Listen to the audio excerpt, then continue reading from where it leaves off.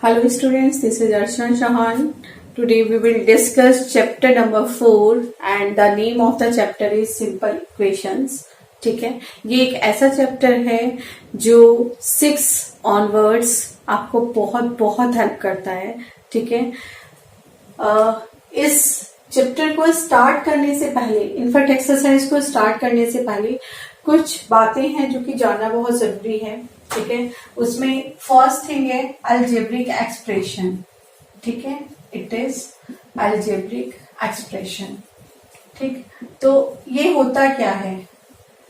It is a combination of constant, variables and operations. ठीक है, ये एक ऐसा कॉम्बिनेशन है जिसमें क्या क्या होते हैं?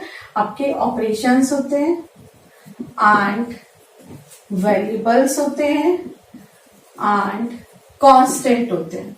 ठीक है, इन तीनों के बीच में जो कॉम्बिनेशन होता है इन तीनों का, उसको हम क्या बोलते हैं? Algebraic expression. Like if I right 3x + 5. ठीक है, तो क्या होगा? ये एक अलजेब्रिक एक्सप्रेशन होगा. ठीक है, अब बात करते हैं ऑपरेशंस कौन कौन से हो सकते हैं. It can be addition, subtraction, multiplication and division. ठीक है, ये 4 ऑपरेशंस हमारे पास हो सकते हैं. अब इसकी मैं अगर बात करूं तो मेरे पास 5 क्या है? एक कांस्टेंट है. ठीक है, x क्या है? एक वेरिएबल है. ठीक है, 3 भी एक कांस्टेंट है. ठीक है, बट क्योंकि ये x के साथ में रखा हुआ है, वेरिएबल के साथ में रखा हुआ है, इसलिए इसका एक और नाम है क्या? कोएफिशिएंट. ठीक है, सो मेक श्योर अगर वेरिएबल के साथ में है तो ये क्या कहलाएगा? Coefficient. And if it is alone then it will be constant. ठीक है, क्लियर? Now simple equations. ठीक है, इसके बाद देखते हैं कि सिंपल इक्वेशंस क्या होती हैं या सिंपल इक्वेशंस क्या होती है, इक्वेशन क्या होती है.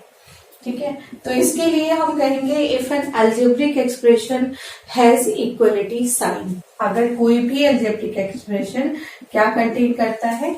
इक्वल का साइन कंटेन करता है. ठीक है, तो वो क्या हो जाता है? एक इक्वेशन बन जाती है. ठीक है, simple equation if it contains only one variable. अगर वो केवल एक ही वेरिएबल उसमें है तो हम उसको कहेंगे सिंपल इक्वेशन. ठीक है, तो अभी इस अलजेब्रिक एक्सप्रेशन को चेक कर लेते हैं. 3x + 5 = 7. ठीक है, नंबर ऑफ वेरिएबल्स कितने हैं? 1. ठीक है, that's why it is simple equation. Now this is constant. Again check कर लेते हैं. It is also constant. ठीक है, this is sign of equality. ठीक है, और ये जो प्लस है इट इज ऑपरेशन. ठीक, और जो ये x है ये क्या हो जाएगा? वेरिएबल.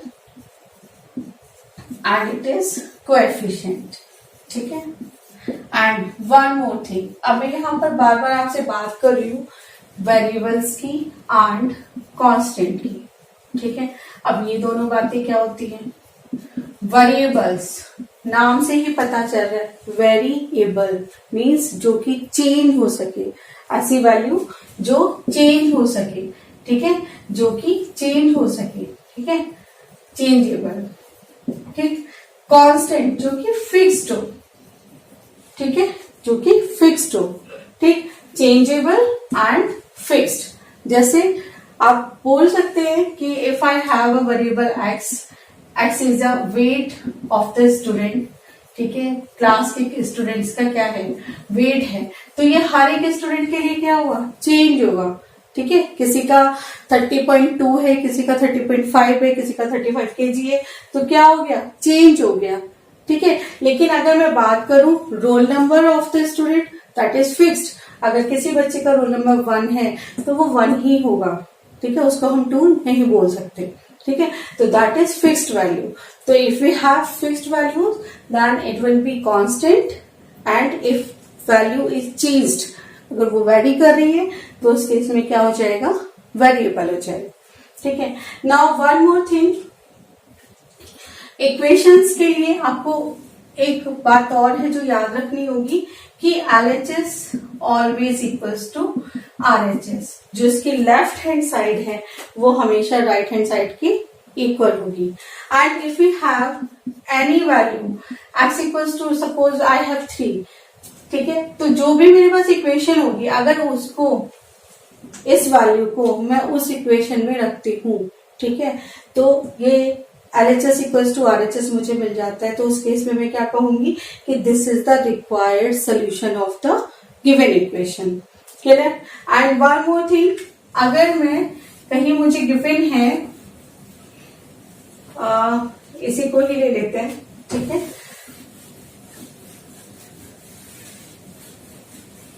चेक करते हैं कि अगर मेरे पास है 3x प्लस 5 इक्वल्स टू 7, तो अगर मैं इसको लिख देती हूँ 3x इक्वल्स टू 7 माइनस 5, ठीक है, या फिर मैं लिख देती हूँ 3x minus 7 equals to minus 5, ठीक है, तो all the things are same, कोई इनमें फर्क नहीं होगा, ये तीनों ही एक ही इक्वेशन को रिप्रेजेंट कर रहे हैं, ठीक है।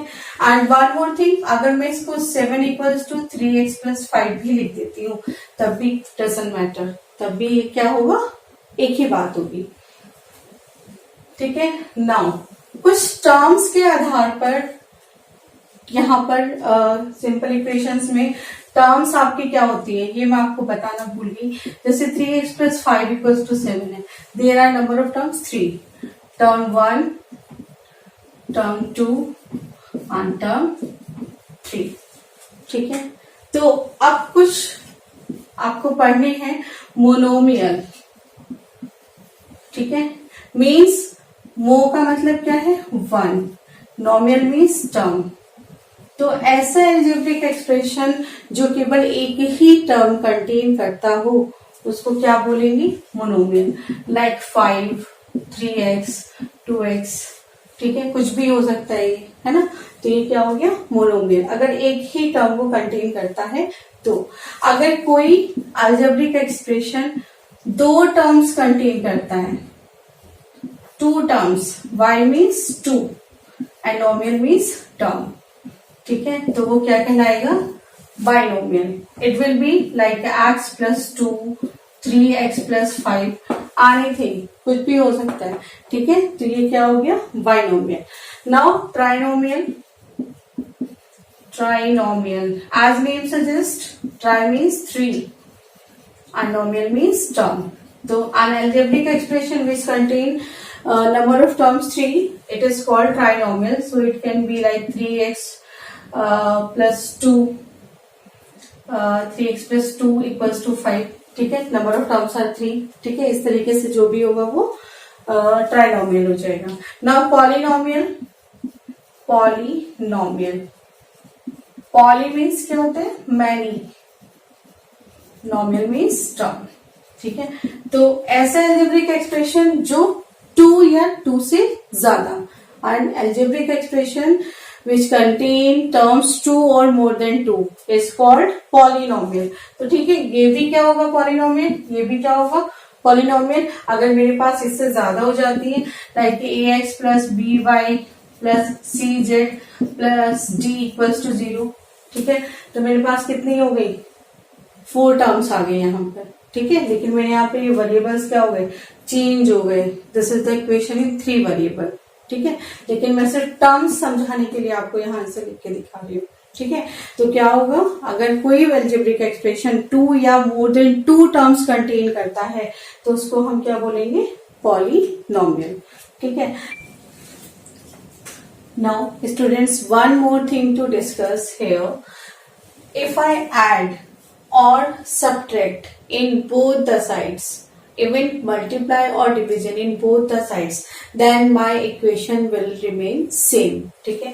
If I have 3x equals to 5, ठीक है, अगर मैं इसमें क्या करती हूँ, if I add 4 to both sides, ठीक है, मैं क्या करती हूँ, दोनों तरफ 4 ऐड कर देती हूँ, तो it will be 3x plus 4 equals to 5 plus 4, ठीक है। तो इससे क्या हुआ, जो मेरी इक्वेशन है उसकी बैलेंसिंग पर कोई भी फर्क नहीं पड़ेगा, अभी भी क्या होगा, LHS इक्वल्स टू RHS होगा। तो यहाँ पर इससे समझने वाली बात क्या है, समझने वाली बात ये है कि हम जो भी ऑपरेशन परफॉर्म करेंगे, इफ आई ऐड और आई सब्ट्रैक्ट, ठीक है, चाहे तो मैं ऐड करूं चाहे मैं सब्ट्रैक्ट करूं, लेकिन मुझे दोनों साइड में करना है, ठीक है। कुछ इस तरीके से समझ के चलते हैं। अगर मेरे पास ये वेइंग मशीन है, ठीक है, तो अगर मुझे इसको बैलेंस करना है, तो अगर मैंने 3 वेट इधर रखे हैं तो डेफिनेटली 3 में इधर रखूंगी, ठीक है। तो उससे क्या होगा, ये जो है इक्वल का साइन है, तो कभी भी ये नहीं नीचे झुकेगा, हमेशा क्या होगा, या तो ये नीचे जाएगा या ये नीचे जाएगा, ठीक है। तो इक्वालिटी क्या है, मेंटेन करे हुए हैं, RHS इक्वल्स टू RHS को मेंटेन किया हुआ है, ठीक है। तो इससे क्या पता चल रहा है कि जो आप ऑपरेशन परफॉर्म कर रहे हैं, चाहे वो सब्ट्रैक्ट करें, एडिशन करें या मल्टीप्लीकेशन करें या डिवीजन करें, you have to do in both the sides, not even a single side, ठीक है। ये बात हमें यहाँ पर ध्यान रखनी है। Now there are 2 methods to solve the simple equation. Number 1, balancing method, या फिर इसी को फर्स्ट स्टेप मेथड भी बोल देते हैं, it is first step method, okay. तो क्या होता है, if I have 3x minus 4 equals to 5, मुझे ये सॉल्व करना है, ठीक है। तो उस केस में क्या होगा, मुझे x की वैल्यू एक्चुअली फाइंड करनी है, ठीक है। तो you need to check here, क्या है यहाँ पर -4। अगर ये डिजिट निगेटिव में है तो मैं इतना ही क्या करूंगी, ऐड करूंगी, ठीक है। मुझे क्या करना है, वेरिएबल को अलोन करना है, तो पहले मैं चेक करूंगी कि क्या इसके साथ में कोई प्लस या नेगेटिव माइनस में कोई वैल्यू तो नहीं है। अगर है तो आप उतना ही उसका ऑपोजिट काम कर देंगे। तो यहाँ क्या है, -4 है, so what will I do, on adding 4 in both sides, तो क्या होगा, दोनों तरफ आप 4 ऐड कर देंगे, you will get 3x minus 4 plus 4 equals to 5 plus 4। We know -4 plus 4 क्या हो जाएगा, 0, so we will get 3x equals to 5 plus 4 9। अब यहाँ चेक करिए कि 3 क्या है, मल्टीप्लीकेशन में है, तो हमें इसका क्या करना होगा, ऑपोजिट करना होगा, means we have to divide, so dividing by 3 both sides, dividing both sides by 3, ठीक है। 3 से दोनों तरफ, 3 से दोनों तरफ में डिवीजन करने पर, so we will have 3x/3 equals to 9/3, so 3 से 3 कट जाएगा, वी हैव वैल्यू ऑफ 3 1 जा 3 3 3 जा 9, so value of x is 3, ठीक है। तो ये क्या मेथड हुआ, बैलेंसिंग मेथड, और you can say first step method. Now transposing method, ये क्या होता है, let's check transposing method. Same question we will solve with this method. We have equation 3x minus 4 equals to 5। Equation का कैसे पता चलता है, इट कंटेन इक्वालिटी साइन। अगर किसी अलजेब्रिक एक्सप्रेशन में इक्वालिटी साइन नहीं है, देन हम क्या कहेंगे कि ये एक इक्वेशन नहीं है, ठीक है। अब ट्रांसपोजिंग मेथड में भी यही करना है कि जो वेरिएबल है उसको अलोन बनाना है, और अलोन बनाने के लिए पहला काम, जो भी यहाँ लिखा है या तो नेगेटिव में या फिर पॉजिटिव में, इस वैल्यू को हमें ट्रांसपोज कर देना है। ट्रांसपोज का मतलब होता है LHS से वैल्यू RHS में लेकर जाना है या RHS से वैल्यू LHS में लेकर आना है। जब भी ऐसा होगा, कांस्टेंट हो या वेरिएबल हो, उसका साइन हमेशा चेंज हो जाएगा, ठीक है। तो यहाँ पर चेक कर सकते हो, ये -4 है, तो आप यहाँ लिखोगे ट्रांसपोजिंग -4 टू RHS, ठीक है। क्या किया, -4 को RHS में ट्रांसपोज कर दिया। अब इधर ये माइनस का है, तो उधर जाके कैसा हो जाएगा, प्लस हो जाएगा, so we will have 3x equals to 5 plus 4, ठीक है। On adding it we will get 5 plus 4 9। अब फिर से क्या मिला, 3x इक्वल्स टू 9, सो क्या होगा, now dividing both sides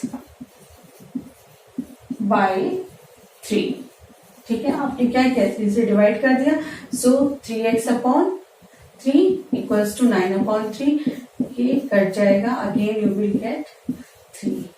so both the methods you can apply to solve the simple equations, ठीक है। Now, students, check question number 1 of exercise 4.1. Chapter name is simple equations. ठीक है.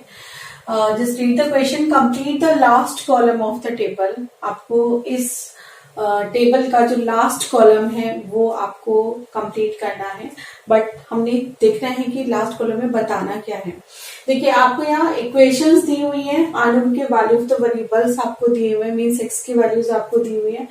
आपको find करना है value of LHS, ठीक है, और फिर बताना है यस और नो. आपको ये बताना है कि जो वैल्यूज यहाँ पर गिवन है क्या ये इन इक्वेशंस की सॉल्यूशन है या नहीं है. ठीक है, अब ये कैसे पता चलेगा कि जो गिवन वैल्यूज है वो सॉल्यूशन है इक्वेशन के या नहीं है. आप एक काम करेंगे, जो ये x की वैल्यू है इसकी एलएचएस में आप पुट करेंगे.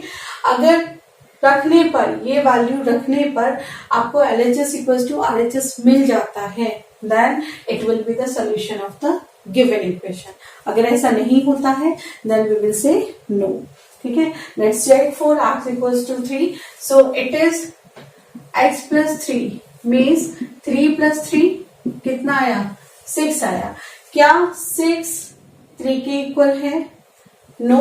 तो यहां पर आप क्या बोल सकते हो, LHS is not equal to RHS. So answer क्या हुआ, no, it's not the solution of the given equation. Now check for x equals to 0. So it will be x plus 3 means 0 plus 3 कितना आया, 3. ठीक है, इधर क्या है, 0 है. Again LHS is not equal to RHS, so it is also no. Now check for x plus 3 equals to 0. Value of x is minus 3. So x plus 3 equals to 0. Value of x is minus 3. So minus 3 plus 3 equals to 0. अब यहाँ check करिए RHS की value क्या है. RHS में क्या है, 0. So LHS is equals to 0. यहाँ से हमें क्या मिला कि जो LHS है वो RHS के इक्वल है. That's why it is the solution of the given equation. Now check for x equals to 7. So equation is x minus 7. Put the value of x, it is 7. 7 minus 7 is 0. क्या RHS में 0 है? No. So LHS is not equal to RHS. So no, it is not the solution of the given equation. Now check for x minus 7. And value of x is 8. 8 minus 7 is 1. क्या RHS में 1 है? Yes. So LHS is equals to RHS. That's why it is the solution of the given equation. Now check for 5x equals to 25. So LHS is 5x and value of x is 0. So 5 multiply 0 we will get 0. Check करिए फिर से RHS में क्या है, 25. But we got here 0. तो क्या हुआ, LHS is not equal to RHS. सो इसका आंसर भी क्या हो जाएगा, नो हो जाएगा. ठीक है, now check for this. x equals to 5. So equation is 5x. x की जगह 5 रखेंगे, वी विल गेट 25. क्या RHS पे 25 है? Yes. So we can say LHS equals to RHS. Yes, this is the solution of the given equation. Now again we have 5x equals to minus 25. Again put the value. x की value कितना है, -5 है. तो ये you will put the value -5. तो 5 multiply by -5 you will gate -25. ठीक है, but RHS check करिए कितना है, 25 है ना, लेकिन हमें क्या मिला है, -25. So again LHS is not equal to RHS. That's why answer will be no. Check for m by 3 equals to 2.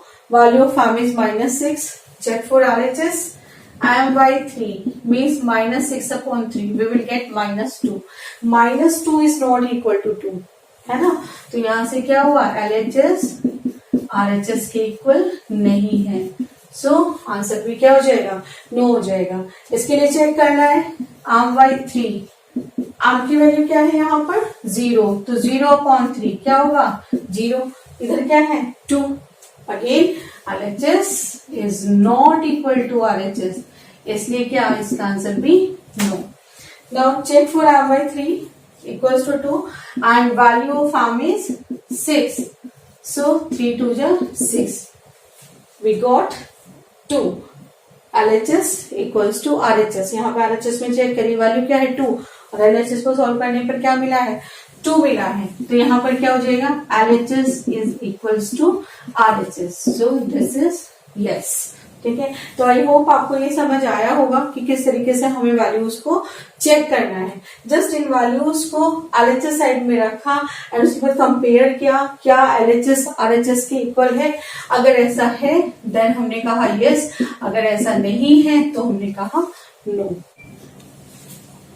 Now check whether the value given in the brackets is a solution to the given equation or not. अभी हमें check करना है कि जितने भी equations हमें given है और उनके सामने जो वैल्यू रखी हुई है क्या ये इन इक्वेशंस का सॉल्यूशन है या नहीं है.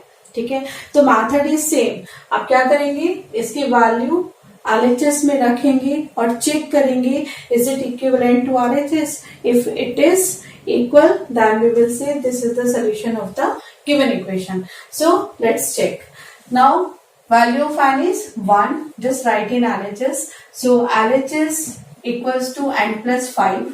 Now put the value. We will get 1 plus 5 equals to 6. So check from here. Is 6 is equivalent to 19? No. ठीक है. तो LHS is not equal to RHS. So n equals to 1 is not solution of n plus 5 equals to 19. ठीक है. इस तरीके से आप कर सकते हैं. Now part B, just put the value of n equals to -2 in the equation. So we can देखो यहाँ पर मैंने क्या किया LHS को लेकर चले.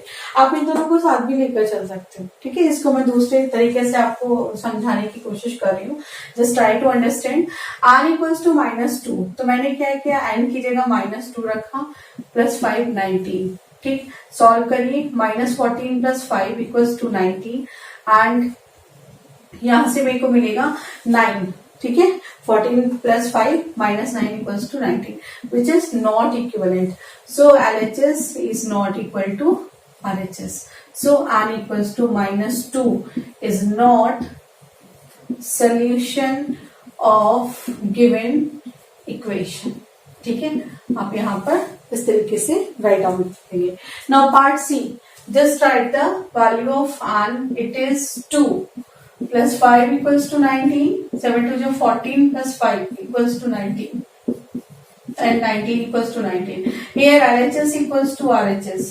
So we can say n equals to 2 is the solution of given equation. ठीक है. तो यहां से हम बोल सकते हैं कि क्योंकि LHS से RHS के इक्वल है तो ये जो n equals to 2 है वो सोल्यूशन होगा गिवन इक्वेशन का. Now check for this. Value of p is 1. तो 4 multiplied by 1 minus 3 equals to 13. 4 minus 3 equals to 13 and we will get 1 equals to 13. That is not equal. ठीक है. So LHS is not equal to RHS. ठीक है. So p equals to 1 is not solution of given equation. ठीक है. ये आपको लिखना होगा स्टेटमेंट. ठीक है. Now p equals to -4. Just put the value. -4 minus 3 equals to 13 and it is -16 minus 3 equals to 13 and क्या होगा -16 minus 3 is -19 equals to 13. Not equal. ठीक है. ये नेगेटिव -19 है और ये 13 है तो दोनों वैल्यूज इक्वल नहीं है. So what we will say LHS is not equal to RHS and p equals to -4 is not the solution of given equation. Right? Check for F part. Value of p is 0. Just write in the equation. So we have p 0 minus 3 equals to 13. So 0 minus 3 equals to 13 and minus 3 is equal to 13. No, LHS is not equal to RHS again. So LHS is not equal to RHS. You need to write. आपको बार बार लिखना होगा ये कि LHS RHS के equal है या नहीं है. ठीक है. Now p equals to 0 is not the solution of given equation. ठीक है, तो आई होप आप सबको ये समझ आया होगा।